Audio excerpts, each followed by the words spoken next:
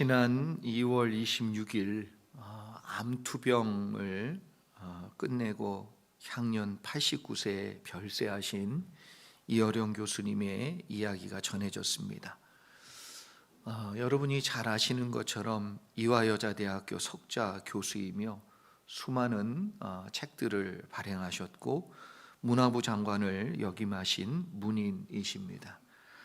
이어령 교수는 특히 2007년 딸 이민아 목사님의 전도를 통해서 예수님을 믿게 되었고 세례를 받고 기독교인이 된 이후에는 기독교에 관련된 서적을 펴내시고 출간했습니다. 특히 여러분이 잘 아시는 지성에서 영성으로라는 작품을 시작으로 저도 읽어보았는데, 의문은 지성을 낳고 믿음은 영성을 낳는다.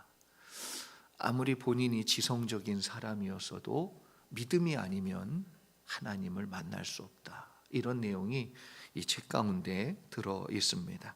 이런 여러 작품들을 발표했지요. 지성인으로서 어찌 종교에 빠져 비논리적인 믿음을 갖는가, 그렇게 말했던 분인데, 예수님을 진짜 만나고 나서 의문은 지성을 낳고 믿음은 영성을 낳는다라는 말을 남겼습니다. 신을 받아들이지 않을 것 같았던 이어령 교수님이 예수님을 믿게 된 것은 그 따님이 목사가 되었고 또 그 따님이 암으로 돌아가셨습니다. 그래서 딸의 죽음을 생각하며 이분이 쓴 책이 한 권이 있는데, 그게 뭐냐면 딸에게 보내는 굿나잇 키스라는 책을 썼습니다. 그 책의 전체 내용을 보면 전반부 일부에는 떠나간 딸에게 전하는 아버지 이어령 교수의 말이 담겨져 있고요. 2부 후반부에는 고 이민아 목사와 생전에 주고받았던 눈물겨운 편지들이 그 속에 실려 있습니다. 책의 내용 중에 이런 것이 있지요. 굿나잇 키스를 기다리며 서재 앞을 서성이던 딸을 안아주지 못한 일이 참 후회스럽다. 근데 옛날 아버지들이 그런 거 잘 못하셨잖아요. 서재에 딸이 이렇게 자기 방으로 안 들어가고 있는 거예요. 서성이고. 아버지도 알았어. 안아달라는 뜻인 것을. 근데 그렇게 못해준 게 못내 아쉽고 미안하다는 거지요. 또 미용실에서 깜빡 잠이 들어 딸의 신부 입장을 늦춘 일, 이런 것들을 회상하며 글을 쓰셨어요. 한마디로 미숙했던 아버지의 전하지 못한 사랑의 이야기가 담겨져 있는 글입니다. 그리고 딸에게 간절한 마음을 담아 천국에 가 있는 딸에게 보내는 편지와 같은 내용도 이 속에 일부 담겨져 있는데, 그 내용을 잠깐 읽어드리면, 내가 돌아왔구나. 널 잃고 황량했던 내 가슴에 꽃으로 새로 돌아왔구나. 미나야, 이제 눈치 볼 것 없이 엉엉 울어도 된다. 만나서 기쁜 울음인 거다. 미나야, 오래 못 본 내 딸아, 이제 마음껏 울어도 좋다. 그래서 천국에 가면 이렇게 만나지 않을까라는 걸 생각하며 이야기를 전하고 있습니다. 우리가 이 땅에 살면서 많은 경우 이런 마음은 있는데 잘 안 되는 거예요. 마음은 있는데 표현하지 못하는 거지요. 그리고 사람들이 이어령 교수에게 딸이 살아있을 때는 그래, 하나님을 믿어보는 것도 중요하다. 신이 역사해 주실 수도 있지. 그러니까 믿어보는 것도 중요한데, 믿지만 기본적으로 살려줄 줄 알고 믿는 것이지, 이렇게 딸이 허망하게 죽었는데, 그것도 목사까지 됐는데도 불구하고 하나님이 데려가셨는데 지금도 믿냐는 거예요. 아니, 그 사랑하는 딸을 데려갔는데도 믿겠냐는 거예요. 그런 질문을 사람들이 종종 물어본다고 합니다. 그때 이어령 교수님 뭐라고 얘기하냐면, 하나님을 믿는 것은 행복을 위해서가 아니다. 하나님을 믿는 것은 내 기도를 들어주기 때문에 믿는 것도 아니다. 그래서 자기는 기도할 때 당신은 그렇게 한대요. 주기도문 말씀에 시험에 들지 말게 하옵시고, 그러니까 시험에 들게 하지 마옵시고라는 이 표현을 가장 세게 기도한대요. 그러면서 이렇게 얘기합니다. 본인은 참 약하답니다. 그러니까 감당할 것만큼만 좀 하나님 주셔야 나는 감당합니다 라는 고백이지요. 우리가 잘 아는 진화론의 창시자인 찰스 다윈은 원래 독실한 기독교인이었어요. 그런데 이 사람이 무신론자가 된 사건이 뭐냐면 사랑하는 딸이 죽게 됩니다. 기독교 집안에서 자랐고 독실한 기독교인이었던 찰스 다윈이 딸을 살리기 위해서 얼마나 많이 기도했겠냐 말이에요. 간절히 밤낮 가리지 않고 살려달라고 기도했는데 결국 죽었어요. 그래서 이 사람은 신이 존재하지 않는구나 라는 그런 마음으로 돌아선 거예요. 여러분, 손바닥으로 태양을 가린다고 그래서 안 보인다고 태양이 없는 건가요?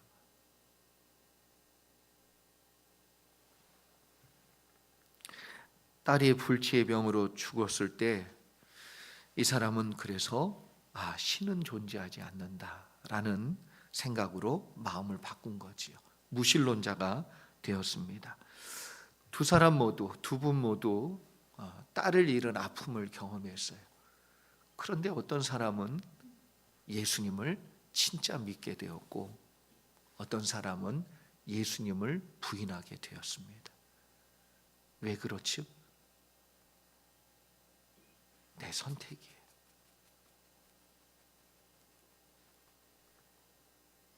왜 이렇게 다른 믿음이 되었고 왜 이렇게 다른 길을 가게 되었는지, 왜 이렇게 다른 인생을 살게 되었는지, 믿음의 방향이 어떻게 이렇게 다르게 나올 수밖에 없는지. 그래서 여러분, 우리가 하나님 말씀을 따라가면 사는데 하나님 말씀을 따라가지 아니하고 내 마음을 따라가면 그 순간 죽음으로 가는 거예요. 오늘 본문에 그 내용이 소개가 되고 있습니다.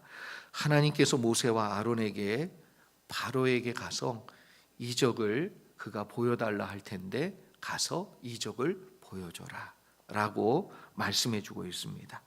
같이 우리 8절과 9절 말씀 함께 보겠습니다. 8절과 9절 말씀 같이 한번 보지요. 같이 읽어보겠습니다. 시작. 여호와께서 모세와 아론에게 말씀하여 이르시되 바로가 너에게 이르기를 너희는 이적을 보이라 하거든 너는 아론에게 말하기를 너의 지팡이를 들어서 바로 앞에 던지라 하라. 그것이 뱀이 되리라. 아멘. 많은 사람들이 성경에서 이야기하는 믿음이 무엇인지 잘 모르고 있을 때가 많습니다. 그래서 대부분 뭐라고 얘기하냐면 보여주면 믿겠다는 거예요. 보여줬는데 뭘 믿습니까? 보면 돼요. 받아들이면 되고. 그건 믿음이 아니거든요. 보여준 걸 믿는 건 믿음이 아니에요. 똑같이 안 보여지면 안 믿습니다.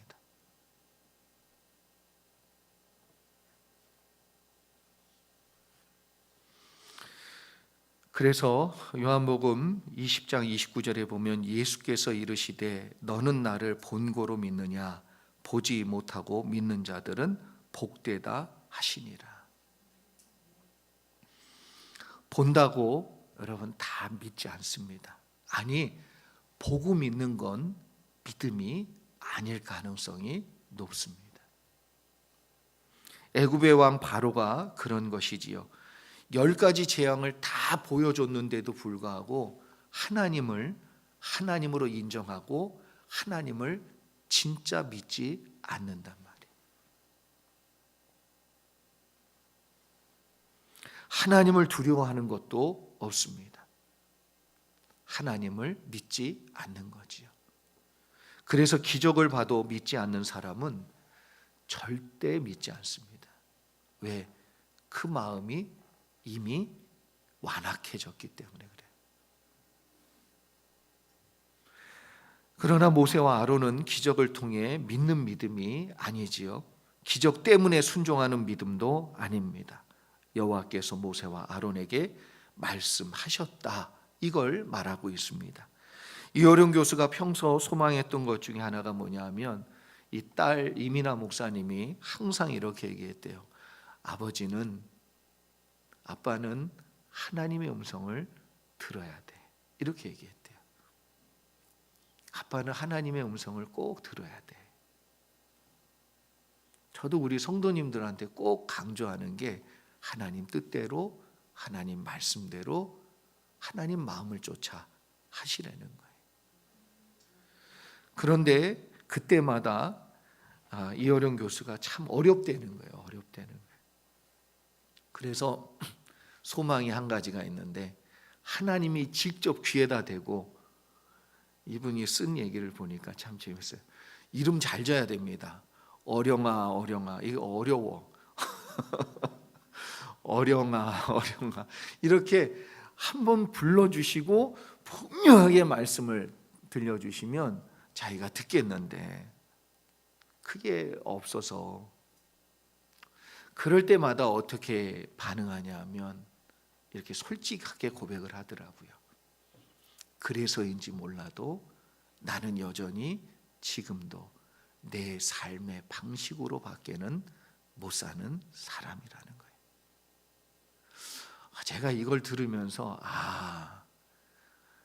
우리 성도님들 보고 자꾸 하나님 뜻대로, 말씀대로 안 들리는구나.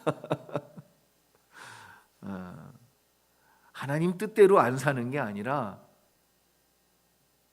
못 들으니까 하나님 뜻대로 못 사는 거구나.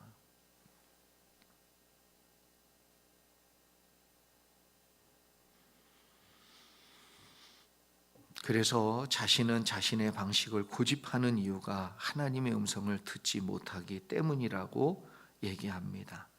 하나님의 음성을 듣고 뜻을 알면 그분 뜻대로 할 텐데 잘 안 들린다는 거예요. 못 듣고 있다는 거예요. 하나님의 음성을 듣지 못하면 정말 하나님 뜻대로 살 수가 없습니다. 하나님의 뜻을 알지 못하기 때문에 이어령 교수의 고백처럼 여전히 나의 삶의 방식을 고집하고 내 생각대로 살 수밖에 없는 것이지요. 모세와 아론은 하나님의 말씀을 듣고 어떻게 했냐면 그 말씀 그대로 바로 앞에 나아가 하나님이 하라는 대로 행했어요. 그럴 때 하나님께서 말씀하신 그대로 기적을 보여주신 겁니다. 모세와 아론이 만들어낸 기적이 아니고 하나님 말씀대로 했기 때문에 하나님이 그 말씀대로 역사하신 기적이에요. 우리가 세상을 살면서 사람들에게, 가족에게, 더 나아가 내가 아는 사람들에게 하나님을 보여주고 기적을 보여주고 나타내는 것이 아니에요. 나는 하나님 말씀대로 하면 됩니다.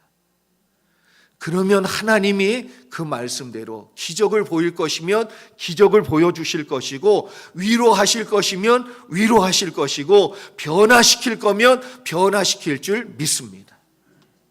내가 뭘 만들려고 할 필요 없다는 거예요. 제가 여러분의 마음을 바꾸려고 하지 않아요.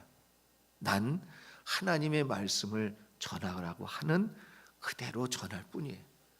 하나님이 여러분에게 역사하실 것이고, 역사하는 대로 여러분이 순종하면 하나님은 그 뜻을 이루어 가실 줄 믿습니다. 그래서 하나님께서 말씀하신 그대로 던져진 지팡이가 어떻게 됐죠?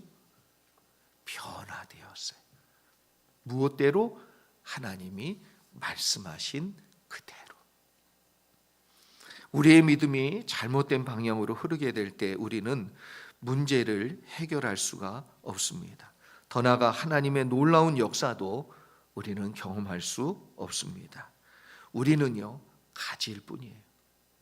저와 여러분이 열매를 맺고자, 눈에 보이는 것을 만들어내고자, 기적을 일으키고자 이렇게 되기 시작하면 바로 문제예요, 문제. 우리는 가지예요. 가지는 나무에 잘 붙어 있으면 그 나무가 열매를 맺게 하실 줄 믿습니다. 기적을 만들어내실 줄 믿습니다. 여러분을 변화시키시고 환경을 바꾸게 만들고 하나님의 일이 일어나도록 만들어내실 줄 믿습니다. 이게 믿음의 방법이에요. 모세와 아론이 기적을 만들어내기 위해 최선을 다하지 않았어요. 바로 앞에서 능력을 행하기 위해서 어떠한 특별한 조치를 취하지 않았습니다. 오직 하나님 말씀하신 그대로 했을 뿐이에요. 믿음의 기초는 약속의 말씀을 믿고 그 말씀대로 행하면 되고요. 그리고 그 말씀을 믿는 그 믿음이 기적을 만들어냅니다. 그래서 예수님께서 기적을 일으키시기 전에, 병을 고치기 전에, 어떠한 역사를 만들기 전에 반드시 물으세요. 네가 믿느냐?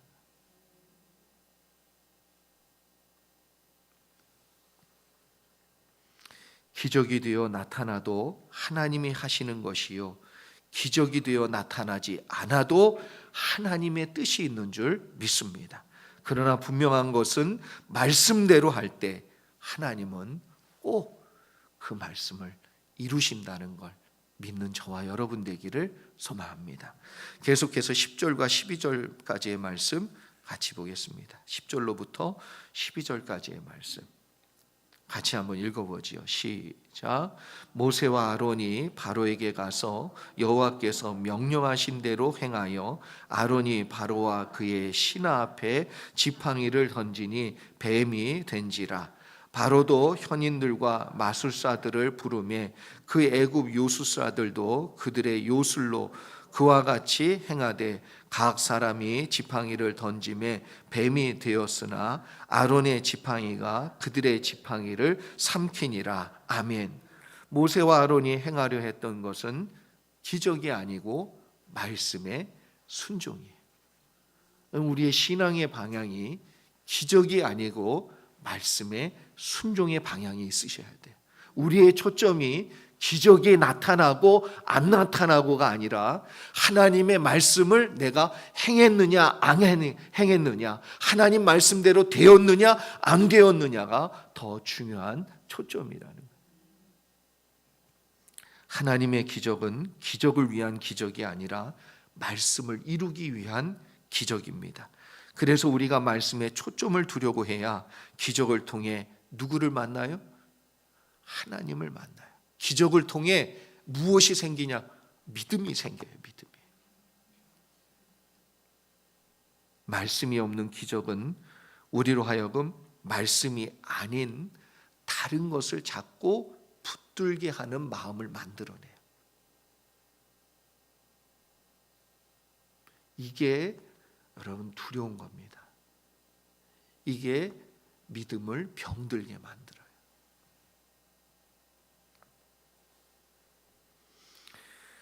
여러분, 제가 기적 좋아하고 입신 좋아하고 예언 좋아하고 제가 그걸 부정하는 건 아닌데 너무 거기에 붙들려서 그것에 매여서 하나님 말씀 붙들면 되지. 저 미국에 올 때 저를 아껴주시는 우리 목사님이 미국에서 온 유명한, 이름만 대면 아는 유명한 예언가에게 예언을 한번 받으러 가자 그래서 제가 어떻게 했을까요? 난 정말 싫어. 그런데 목사님이 가자 그러니까 순종하고 따라갔어요. 예언을 들어보니까 아주 엄청나요. 엄청나. 안 믿으시는 표정인데 거기에 이런 얘기가 있었어요. 미국에 가서 사람들을 힐링하는 사역을 할 거다. 내가 힐링하나요? 말씀이 힐링하는 거지. 그런데 그 말씀도 그분을 내가 무시하는 건 아닌데 이런 거예요. 하나님이 나에게 무엇을 원하실까? 성경을 보면 볼수록 그 뜻이 분명해요. 그 마음이 느껴져요. 하나님의 뜻이 뚜렷이 보여요. 그럼 그 길로만 가면 되지. 그 예언의 말씀, 그 말씀. 저도 우리 교회 시작하기 전에, 이곳에 올라오기 전에 하나님 환상을 보여주셨어요. 얘기하면 아마 대단할 거예요. 내가 언제 그런 거 여러분한테 말하는 거 들어보신 적이 있어요? 왜 얘기 안 하냐 하면 그것보다 하나님의 약속의 말씀이 더 중요해요. 하나님의 말씀을 붙드는 여러분들 되시기를 주의 이름으로 축원합니다. 그래서 이러한 놀라운 역사와 기적과 또 예언과 입신 이런 걸 제가 무시하지는 않지만 이러한 영적인 현상과 성령의 역사를 우리가 자꾸만 거기에 마음이 뺏겨서 하나님의 말씀을 붙드는 믿음이 약해진다면, 그래서 자꾸 뭘 또 보려고 하고 자꾸 뭘 또 들으려고 하고, 이건 아니란 말이에요. 얼마나 공감해 주시니 말이에요. 거기에 매여 있는 분들이 많아요. 거기에 여러분 진짜 예수 한 분에게 묶이시기를 축복합니다. 말씀에 묶이시기를 축복합니다. 그리고 여러분이 기도할 때 만나주시는 성령님, 그 음성에 귀를 기울이시면 하나님이 인도해 가실 줄 믿습니다. 그래서 기적에 집착하지 않는 믿음. 아론이 던진 지팡이가 뱀으로 바뀌는 놀라운 역사는 오직 하나님 말씀대로 아론이 행했기 때문에 하나님이 나타내 보여주신 기적이에요. 말씀대로 하면 하나님은 지금도 우리에게 기적을 보여주실 줄 믿습니다. 계속해서 11절 말씀을 보면 바로도 현인들과 마술사들을 불러서 그들이 보여주는 재주를 보며 하나님의 종인 모세와 아론의 이적과 기적을 하찮게 만들어 버렸어요. 야, 이거 우리 지금 요술 부리는 마술사들도 다 하는 거야. 이거 별것도 아니야. 이렇게 만들어 버렸어요. 이걸 신약에서는 예수님은 뭐라고 얘기합니까? 성령을 회방하는 죄. 예수님이 하나님의 능력으로 귀신을 쫓았는데 그걸 뭐라고 얘기하죠? 바알세불이 역사에서 그렇다. 그때 뒤에 말씀하시는 게 뭐예요? 성령을 회방하는 죄는 사함을 받지 못한다. 하나님이 하시는 일인데 비방했어요. 하나님이 하시는 일을 하찮게 여겼어요.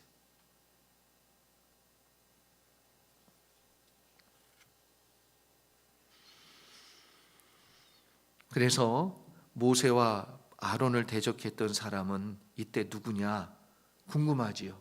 이름이 성경에 나와요. 아마도 바울이 디모데후서 3장 8절에 언급했던 얀네와 얀브레가 아닐까 그렇게 생각이 듭니다. 제가 한번 읽어드리지요. 얀네와 얀브레가 모세를 대적한 것 같이 그들도 진리를 대적하니 이 사람들은 그 마음이 부패한 자요 믿음에 관하여는 버림받은 자들이니라. 그래서 모세를 대적했던 애굽의 마술사들이 누구다? 얀네와 얀브레라고 얘기합니다. 하나님의 말씀이 이루어지는 역사를 아무것도 아닌 것처럼 만드는 것은 진리를 대적하는 겁니다. 다른 말로 하면 하나님을 거부하는 거고 하나님을 대항하는 거예요. 그리고 뭐라고 또 얘기합니까? 사도 바울은 그 마음이 부패했고 믿음에서 떨어져 나갔다, 이렇게 얘기하는 거예요. 그러니까 이런 마음은 믿음을 가질 수 없고 믿음을 갖지 못하는 부패한 마음으로 변화된다는 거예요. 12절에 보면 그러한 기적을 보여준 애굽의 마술사들은 한둘이 아니었습니다. 우리들이 이렇게 빠지기 쉬운 오류 중에 하나가 뭐냐 하면 이 사람도 하고 저 사람도 하면 아무것도 아니라고 생각해요. 다른 마술사들이 뱀을 던졌는데 이 뱀도 저 뱀도 다 뭐예요? 지팡이마다 뱀이 되니까 이거 별거 아니지 않는가. 그러나 중요한 것은 하나님의 능력으로 변화된 뱀이 애굽의 마술사들이 던진 그 뱀을 다 어떻게 했다고요? 잡아먹었어요. 여기에는 이제 학자들마다 견해가 많이 다른데, 그럼 이 뱀은 뭘로 변했을까? 그래서 애굽 사람들 바로가 이렇게 쓴 그 관 이런 거 보면 코브라가 있어요. 그러니까 상당히 능력을 상징할 때, 그래서 여기 지금 나오는 이 뱀도 하나님의 지팡이가 뱀이 되었다라고 얘기할 때 이 지팡이와 뱀을 하나님의 능력으로 상징으로 표현합니다. 힘으로 상징해요. 근데 하나님의 힘이 뭐예요? 애굽의 힘보다 강하다 안 강하다? 그걸 상징적으로 보여주고 있다, 이렇게 얘기하지요. 그리고 알다시피 여러분, 코브라는요 한번 물리면 바로 죽습니다. 맹독성 뱀이에요. 언젠가도 말씀을 드렸지만 뱀의 독을 피에다가 섞는데 피가 어떻게 되냐, 난 사람이 그래 왜 죽나 그랬는데 보니까 독 때문에 죽는 게 아니라 그 독이 피하고 섞이는 순간 피가 어떻게 바뀌냐면 젤리가 됩니다. 젤리. 그래서 이게 심장을 타고 들어가서 이 독이 심장 안에 들어가면 심장 속에 어떻게 되죠? 젤리가 돼요. 젤리. 젤리라고 그러니까 잘 모르나 본데 묵이 됩니다. 묵이 돼요. 묵. 아니 이게 움직이지 않, 액체가 돼야 이게 흐르고 이게 순환이 돼야 되는데, 그래서 심장까지 들어가기 전에 막는 이유가 뭐예요?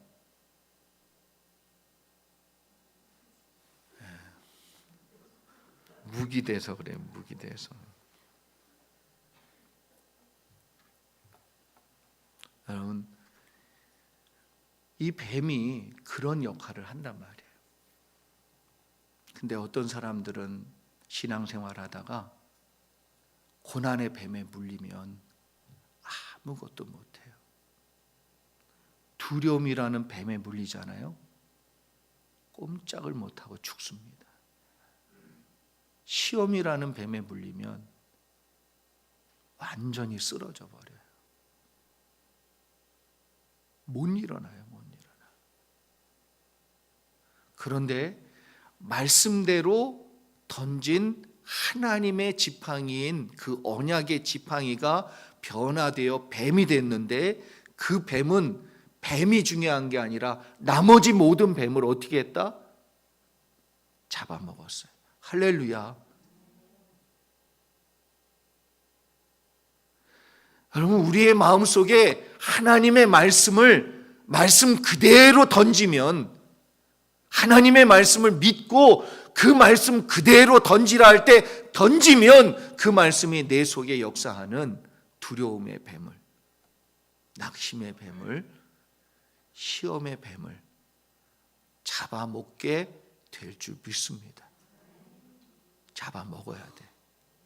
그래서 하나님의 말씀이 그것보다 더 위대하고 더 능력이 많으며 모든 것을 이길 힘이 거기에서부터 나온다는 것을 우리가 분명히 경험해야 될 줄 믿습니다.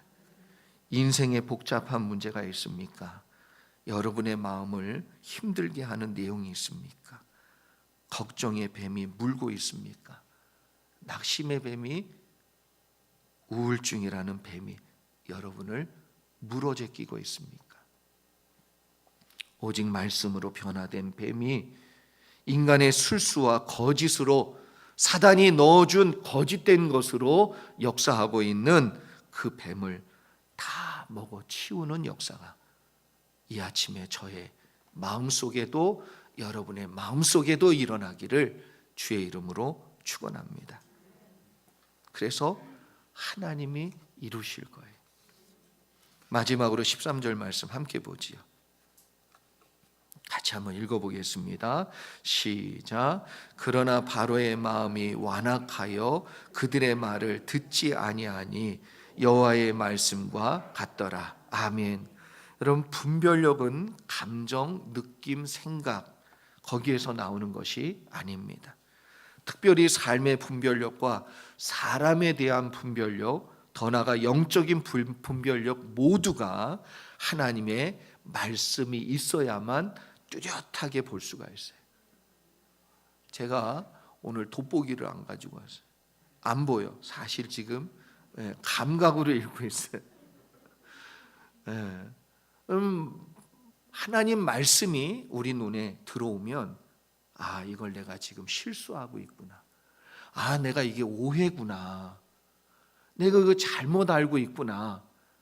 내가 지금 분별을 똑바로 하고 있지 않구나라는 걸 아는데 하나님의 말씀이 없으면 내 감정, 느낌, 생각의 눈으로 판단하기에 올바른 분별력을 갖지 못한다는 거지요.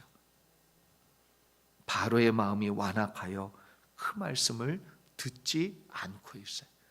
그러니까 여전히 바로는 자기의 감정, 느낌, 생각이라는 눈으로 바라보기에 마음이 어떻게 됐다고요?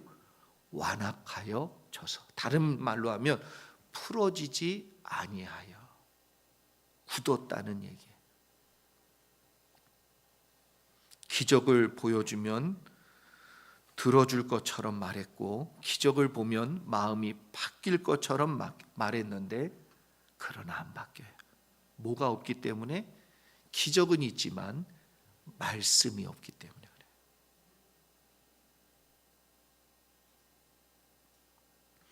결국 마음을 완악하게 닫아버립니다. 그리고 하나님께서 모세와 아론에게 말씀해 주신 그대로 바로는 기적을 보았지만 어떻게 됐지요? 변화되지 않았어요. 하나님이 말씀하신 그대로. 하나님의 말씀은 온전하며 거짓이 없습니다. 그래서 하나님 말씀대로 된다는 걸 저와 여러분이 분명히 믿으면, 그리고 말씀대로 순종하면, 말씀대로 따라가면 믿음의 종들 가운데 동일하게 지금도 하나님은 그 말씀을 이루어 주시고 말씀대로 된다는 것을 확신과 믿음으로 경험하게 될 줄 믿습니다.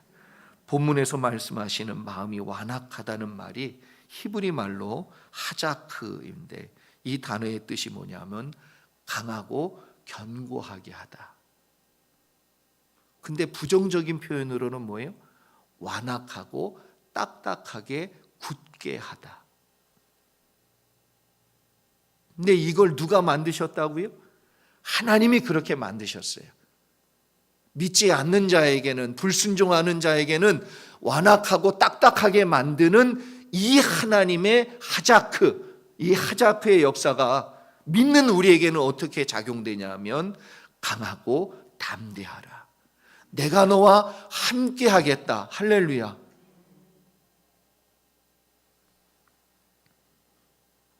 그래서 마음이 단단하게 되어 그리고 담대하게 되어 믿는 자에게는 이 하자크의 은혜가 고난을 이기는 힘이 될 줄 믿습니다.